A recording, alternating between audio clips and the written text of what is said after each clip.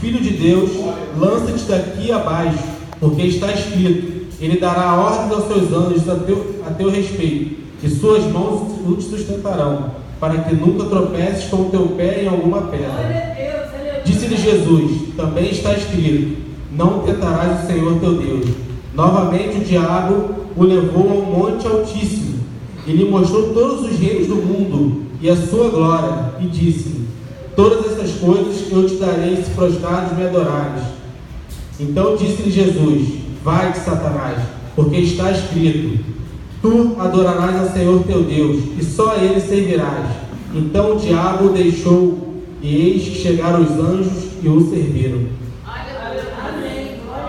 Por esses dias eu estava lendo essa palavra, e eu comecei a ter uma certa compreensão do que estava escrito aqui. E eu comecei a compreender que, um pouco antes de Jesus ser tentado, o versículo anterior ele vai falar sobre o batismo de Jesus. Jesus foi até João Batista para ser batizado, então o céu se abriu, o Espírito Santo desceu com forma de pomba sobre ele, houve aquele momento esplêndido, ele saiu cheio do Espírito Santo, e logo no próximo versículo, a palavra vai dizer que ele foi levado pelo Espírito para ser tentado. E eu comecei a compreender o seguinte: muitas vezes isso acontece também conosco. Muitas vezes nós viemos para o culto, escutamos uma palavra abençoada, recebemos uma ministração, saímos daqui do culto cheio do Espírito Santo, mas na primeira esquina nós começamos a ser tentados. Muitas vezes nós saímos daqui e ao chegar na nossa casa, está lá o filho, está lá o marido que não é crente, uma esposa que não é crente, e ali começa a tentação tudo de novo. A gente sai do culto pensando que agora vai ser só vitória, agora vai ser só alegria, agora eu estou cheio do Espírito Santo, e aí a gente se depara com essa situação. Muitas vezes isso acontece porque Deus está querendo nos mostrar que a gente precisa de um preparo. Muitas vezes Deus está querendo nos mostrar que a vida espiritual não é como está sendo pregada, que é só vitória. Não, também tem momentos de tentação, e é essa tentação que vai nos levar para outro patamar espiritual. E aí eu comecei a entender essa palavra e começou a aflorar no meu coração. E aflorou de tal modo que eu vim para o culto num dia, e acabou o culto, eu indo para minha casa, eu saindo com o carro, virei numa rua, a rua totalmente engarrafada, carro parado de um lado, carro parado de outro, e ninguém está passando, e de repente quando eu cheguei no engarrafamento ali, eu vi que tinha um carro parado no meio da rua. Eu falei: nossa, será que pararam esse carro aqui no meio dessa rua? E o carro não passava, e o pessoal começou a buzinar, o pessoal estressado, e aí de repente veio um cara mal encarado, eu era logo o primeiro da fila para passar, veio um cara com a maior cara de pau, olhando para dentro do nosso carro, estava com a minha esposa, meu sogro, minha sogra, e ali passou aquele cara olhando para dentro da gente, doido para que a gente se levantasse e lançasse uma palavra para ele. E quando eu saí dali, o Espírito Santo tocou no meu coração e falou assim: é isso que acontece. Você saiu da igreja, você glorificou, você saiu de lá cheio do Espírito Santo, voltado para Deus, e na primeira oportunidade o diabo foi e te tentou. Naquela ocasião fui aprovado por Deus, mas nem sempre nós agimos assim. Muitas vezes quando nós somos tentados, a gente cai. Muitas vezes a gente sai cheio do Espírito Santo, o vizinho coloca uma música alta, qual é a nossa? Vamos orar por ele, deixa ele, Deus vai trabalhar. Não, a gente vai lá e toca a campainha. Muitas vezes, quando a gente sai daqui e toma uma fechada no trânsito, em vez de a gente deixar para lá, não, a gente vai lá e arruma um crente. Por quê? Porque nós somos ainda barro, nós ainda estamos na fase de preparo. Nós ainda precisamos passar por essa fase que Jesus passou. Nós precisamos passar por essa fase da tentação. E muitas vezes o olheiro, para poder moldar o barro, ele precisa apertar. Muitas vezes o barro ele já está numa época que ele está mais consistente. O barro já não está mais lama, ele está consistente. E para você trabalhar aquele barro, você tem que apertar. E muitas vezes você tem que até mesmo colocar no forno. Observe que todo esse texto que a gente leu, em nenhum momento Deus foi sobre Jesus. Em nenhum momento Deus colocou a sua mão sobre ele e tirou dali, ele poderia ter feito. Em nenhum momento, quando Jó foi provado, se você ler toda a aprovação de Jó, em nenhum momento Deus intercedeu. Por quê? O barro estava no forno. E quando a gente está no forno, é com a nossa atitude que a gente tem que sair. E hoje eu queria falar com a igreja algumas maneiras para a gente passar por essas tentações. Eu até titulei essa mensagem como Vencendo as Tentações, porque Deus colocou no meu coração isso, porque é onde a gente cai.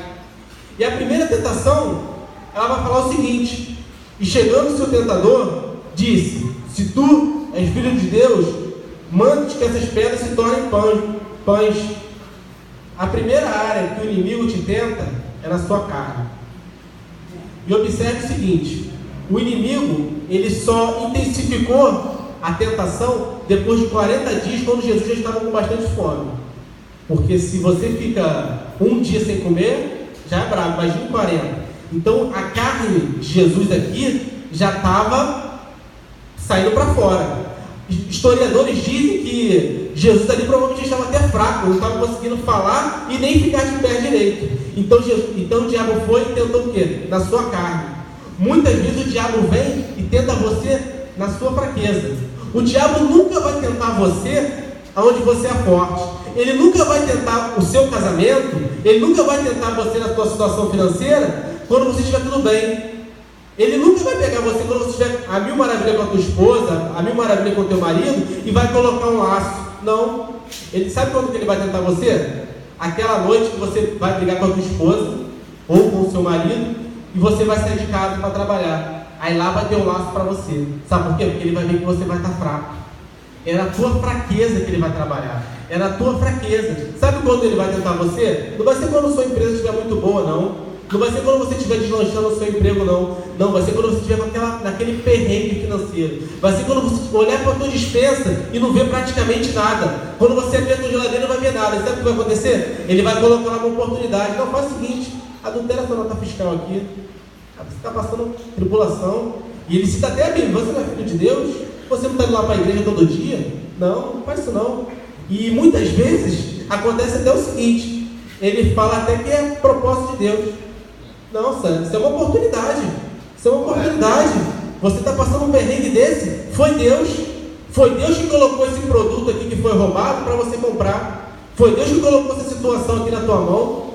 E na verdade é o inimigo. E se você cair nessa, você não consegue sair nunca mais, porque você começa a ficar algemado com ele. Porque é isso que o inimigo faz. Ele te oferta um prato. Se você comer, sabe o que vai acontecer? Você começa a ficar acorrentado. E você não consegue sair nunca mais.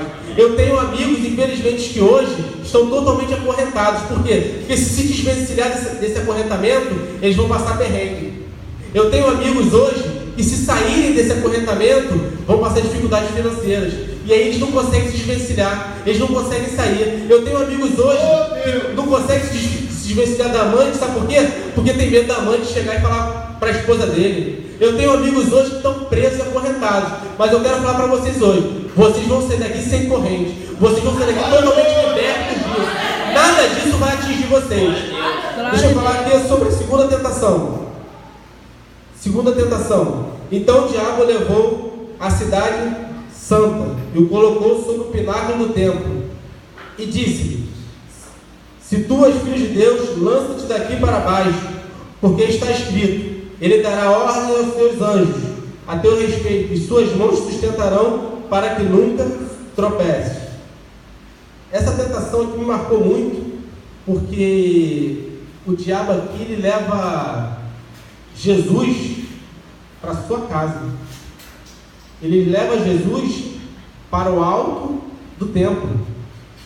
E muitas vezes isso acontece porque é na nossa casa que está a nossa maior fraqueza.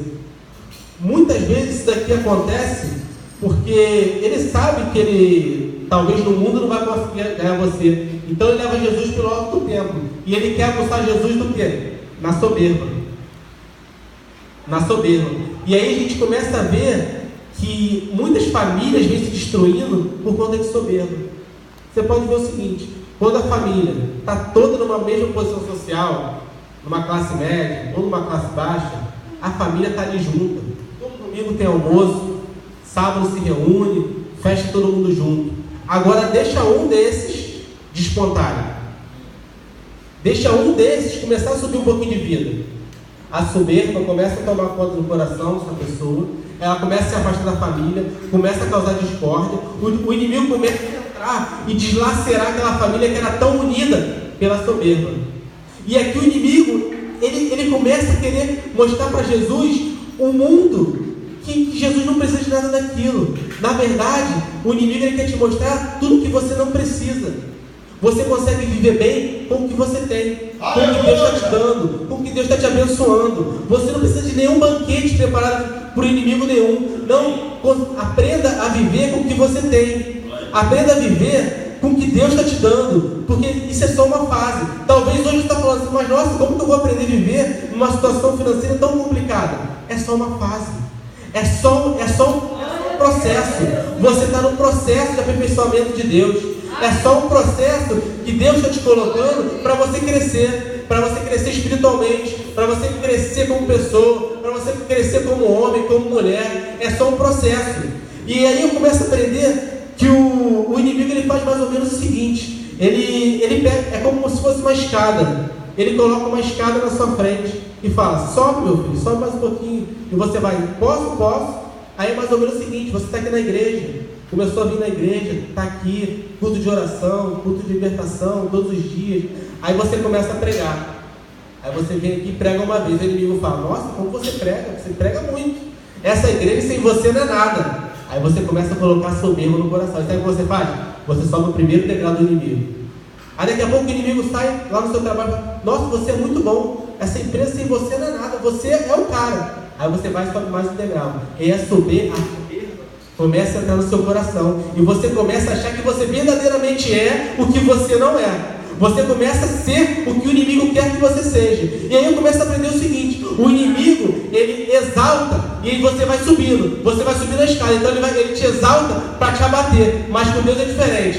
Deus te abate para te exaltar. Talvez você tenha chegado aqui hoje abatido, mas eu tenho uma palavra para você. Você vai sair exaltado. Olha o que Paulo vai falar: tenho prazer na minha leve e momentânea tribulação, porque isso me traz peso de glória. Paulo diz mais: tenho prazer nas angústias, nas fraquezas, nas injúrias, por amor do nome de Deus, porque quando estou fraco, forte eu estou.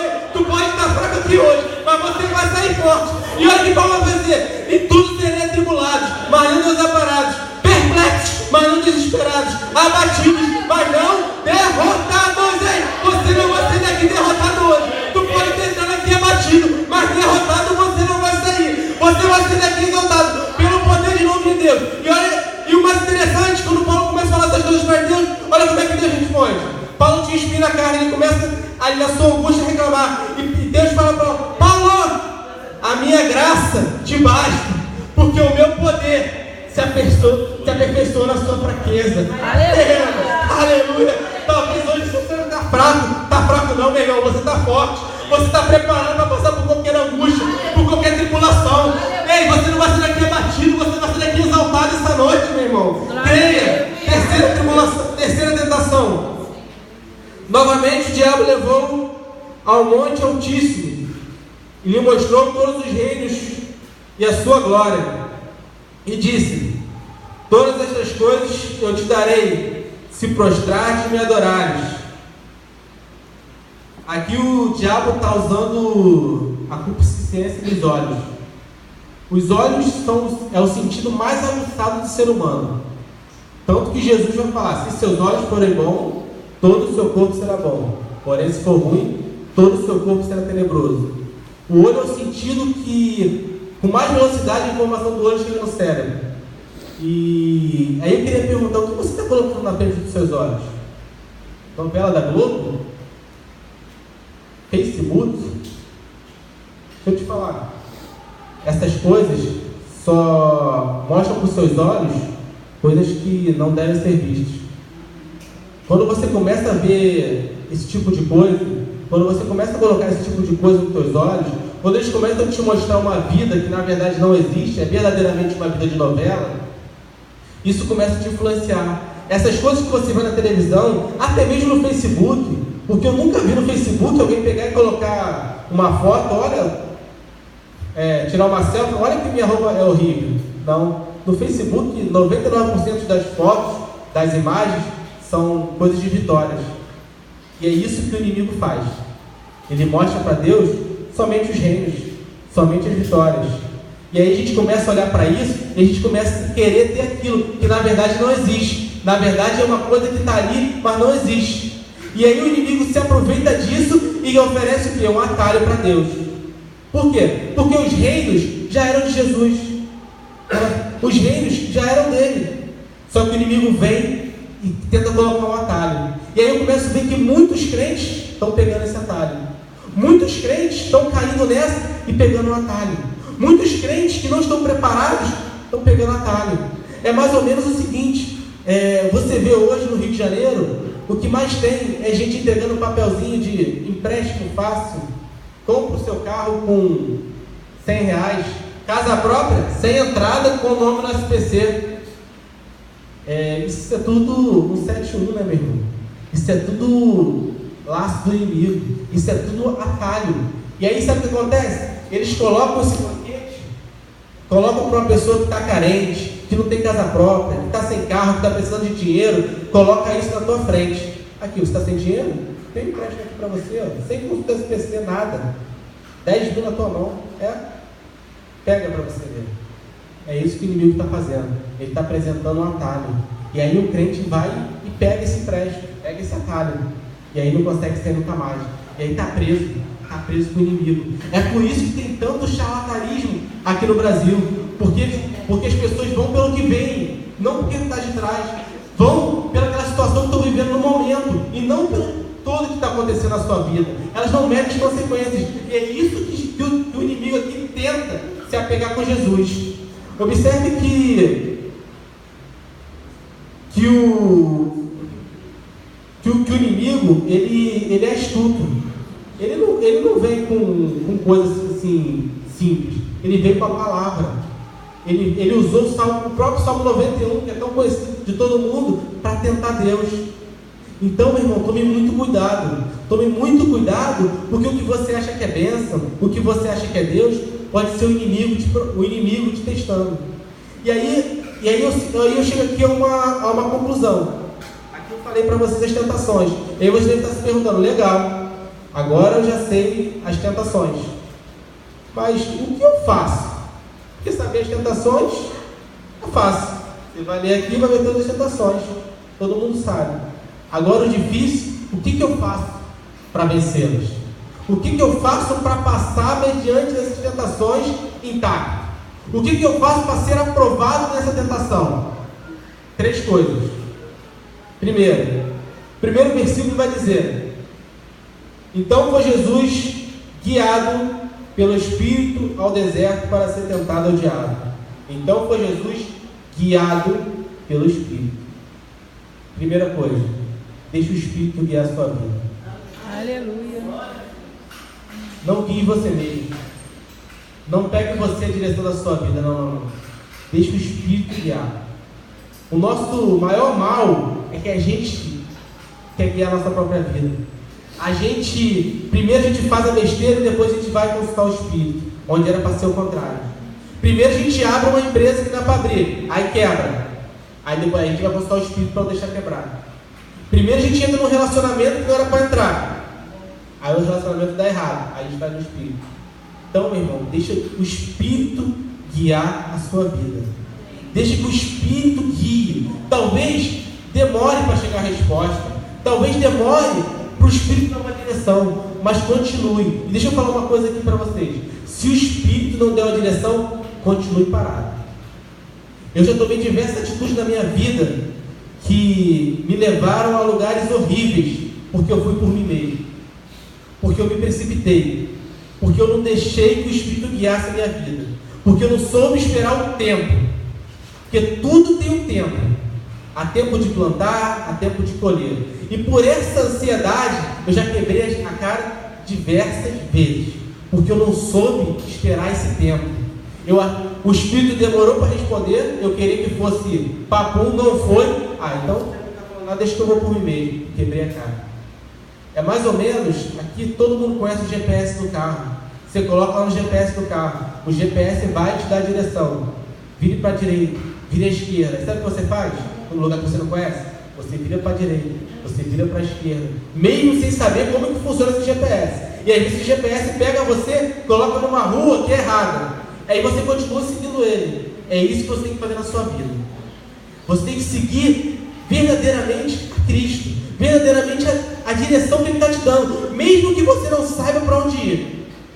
Esses dias eu indo para Bangu, até hoje não sei o caminho de cabeça, entrei numa rua, o GPS me colocou numa rua direita, passei no buraco, pneu furado. Caramba. Antes do culto, eu arrumadinho, fui trocar pneu. Aí troquei pneu, rápido, voltei em direção ao culto. Sabe o que eu fiz? Botei no GPS de novo. E o GPS acabava de ter me colocado numa furada, numa rua de comunidade, cheio de buraco, e eu peguei e botei no GPS de novo. Deus não faz nem isso com você. Deus coloca você na direção certa, em direção ao alvo, mas você cisma de ir em outra direção. Deus coloca você na direção, mas você vai para outra. Então você tem que crer em Deus dessa maneira. Abraão não sabia para onde ele ia. Simplesmente ele falou assim: Abraão, sai da tua terra, vai para uma terra que eu te mostrarei. Deus não falou que era para a direita, se era para a esquerda, se era para frente, para trás, não. É para... Sai, Abraão, sai. E Abraão pegou e foi pela fé. E é por isso que muitas vezes nós não vamos, porque verdadeiramente nós não temos fé. Verdadeiramente Deus está falando vai, e a gente não crê. Verdadeiramente Deus está falando vai que eu vou abrir esse mar. Vai que eu estou contigo, vai que eu vou acalmar a tempestade, vai que eu vou acalmar. Só que a gente vê o tamanho do mar e fala: será? Aleluia. A gente vê o tamanho do mar e fala: será que Deus vai abrir mesmo? Sei não, acho que Deus não vai abrir não, vou ficar aqui paradinho. Mas Deus está falando, talvez Deus esteja falando com você aqui essa noite. Eu não sei o que você está passando. Ei, Deus está contigo. Amém. Não importa o tamanho da tempestade, não importa o tamanho do mar. Ei, Deus vai abrir. Deus é o Deus que acalma o mar e tempestade. Deus é contigo, meu irmão. Não importa o que você está passando, creia e entregue verdadeiramente a sua vida para Ele. Segunda coisa, quando Jesus foi tentado, Ele estava há 40 dias de jejum. 40 dias de jejum. Sabe por que muitas vezes nós não passamos pela tentação? Porque a gente não jejua, a gente não ora e a gente não vigia. Jesus aqui passou pela tentação, sabe por quê? Porque ele estava de jejum. Aí você vai falar assim: mas, irmão, jejum vai me levar para o céu? Sinceramente, não. Sinceramente, não. Você pode seguir a Cristo sem fazer o jejum a sua vida inteira. Você pode ser para o céu. Mas é mais ou menos o seguinte: imagine você com seu pai, com a sua mãe, com a sua esposa, com um familiar. Você precisa dar um presente para ele? Não. Dia dos pais, você precisa dar um presente para o seu pai? Não. Se eu não for nem na casa do meu pai, ele vai continuar sendo meu pai. Se você não jejuar, ele vai continuar sendo Deus na sua vida. Mas deixa eu te falar uma coisa aqui. Quando você começa a entregar, a abdicar, a rasgar sua própria carne por ele, sabe o que vai acontecer? Você vai aumentar a sua comunhão. Você vai aumentar a sua comunhão. Sabe quando você está querendo conquistar, quando você tentou conquistar sua esposa, você não ia lá, não ligava para ela, não ficava 24 horas no telefone, não entregava presente, não deixava de comprar alguma coisa para você para agradar ela? Assim é Deus. Assim é Deus. Ei, comece a rasgar a tua carne. Comece a se prostrar, comece a orar, comece a jejuar com intensidade, porque a própria palavra vai dizer que tem coisa que só sai com jejum e oração. Talvez você esteja tentando combater coisas com a sua carne, com a tua experiência, com a tua inteligência, mas não dá, é só com jejum e oração. Tem porta que só vai abrir na sua vida quando você começar a jejuar. Ah, mas eu não consigo ficar 3 horas sem comer. Ah não, para cima de mim não, você consegue. Eu te garanto que você consegue. Você consegue ficar até 12 horas sem comer. Eu acho que não tem ninguém aqui que tem um problema de pressão grave, que tem um problema de estômago muito grave, que não vai conseguir ficar 12 horas sem comer. E não é aquele jejum. Não, vou jejuar de meia-noite a meio-dia. Legal, acordei 11 horas. Jejuei até meio-dia. 12 horas não é isso. 12 horas, se você acordou 10 horas, conta 12 para cima até 10 horas da noite. Isso é ficar 12 horas sem comer. Então, jejue, meu irmão. Santifica, se prepara. Quando Josué vai para a batalha, Deus fala com ele: Josué, santifica-se, santifica-se, que essa muralha vai cair sem nenhuma flecha. Santifica-se. Essa noite sai daqui com esse propósito: santifica-se, santifica-se. Terceira estratégia para vencer as tentações: esteja com a palavra de Deus no seu coração. Observe que em todas as tentativas do inimigo, ele veio atacar Jesus com a palavra. E foi contra-atacado com a palavra. Sabe por que estão tentando tirar a palavra da igreja de qualquer maneira? Porque eles sabem que crente sem palavra é fraco. Você vai no culto hoje, são 40 minutos de louvor, meia hora de oferta e 10 minutos de palavra. Esses dias eu fui no batismo e saí injuriado, foram 5 minutos de palavra e meia hora de oferta. Eu saí daquilo com meu coração fervendo, isso é um absurdo. Mas eu comecei a entender que tirando a palavra da igreja, a igreja fica fraca. Tirando a palavra da igreja, você fica vulnerável. Tirando a palavra, você começa a cair em qualquer tentaçãozinha. Tirando a palavra, você começa a ficar vulnerável. E você não começa a entender o que é espiritual, o que é carnal. Ei, sabe o que está faltando para a gente? É ler essa palavra todo dia. O Salmo 1 vai dizer: bem-aventurado o homem que não anda segundo o conselho dos ímpios, mas nem se assenta na roda dos escarnecedores.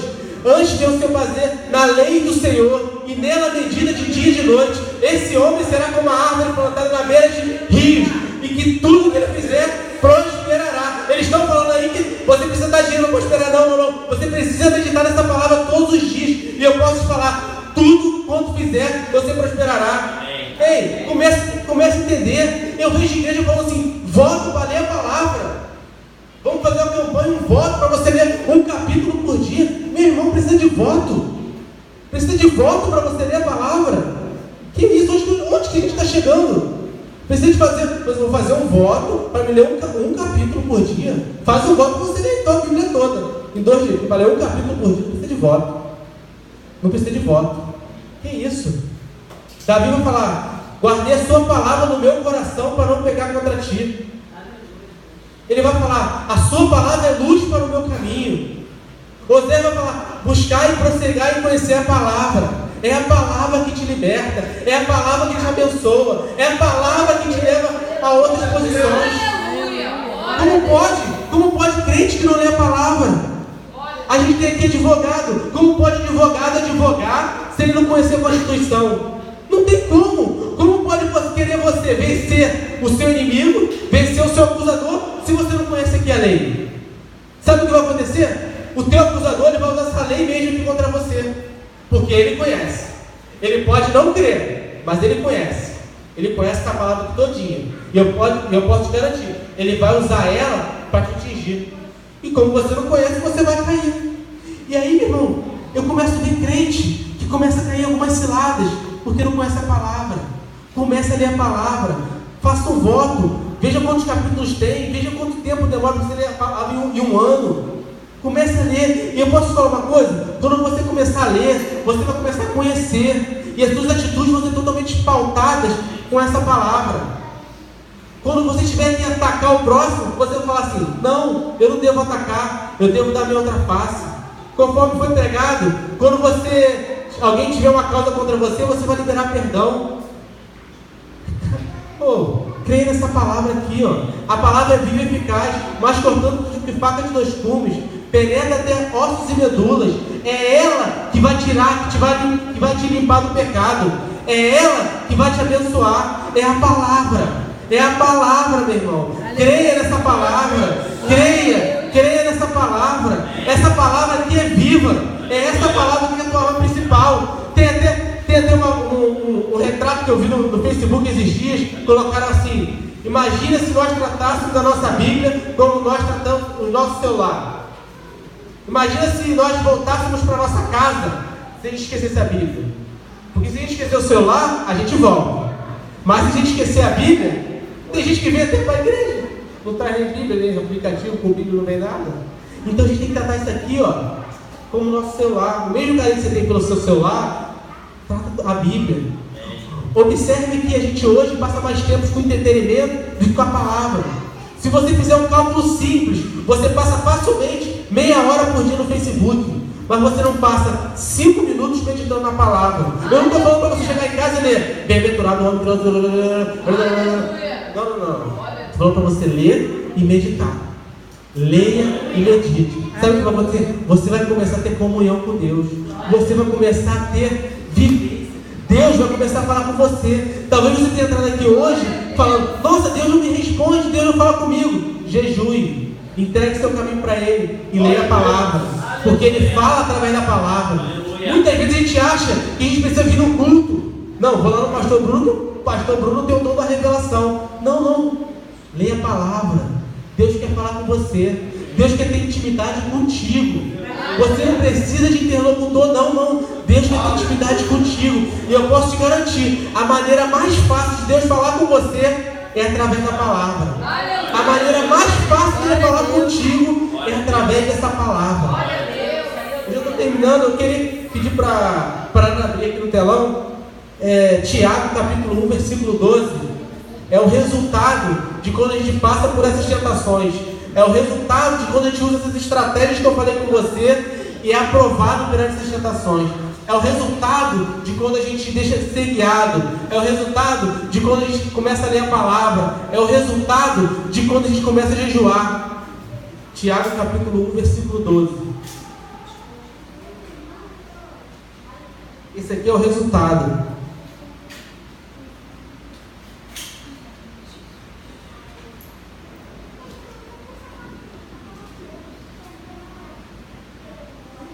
Não tem problema, abra nas suas Bíblias.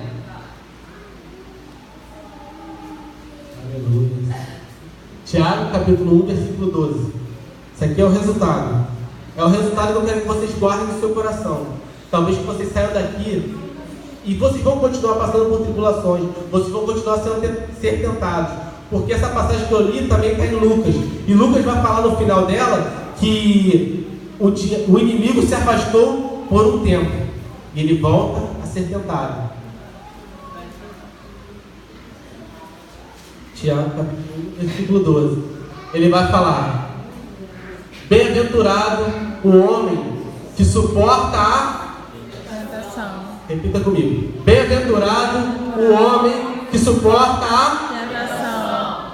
Porque quando for aprovado, receberá a coroa da vida, a qual o Senhor tem prometido aos que o amam. Ei, suporte a tentação e tem coroa da vida para você. Aleluia. Eu não vim aqui pregar prosperidade, eu não vim aqui pregar alegria, não. Eu vim aqui pregar coroa da vida. Tem coroa da vida para você. Tem coroa da vida para você. A palavra de Deus vai dizer: aquele que for fiel até o fim, dar-te-ei a coroa da vida. Aleluia. Creia nessa palavra, meu irmão. Obrigado pela oportunidade.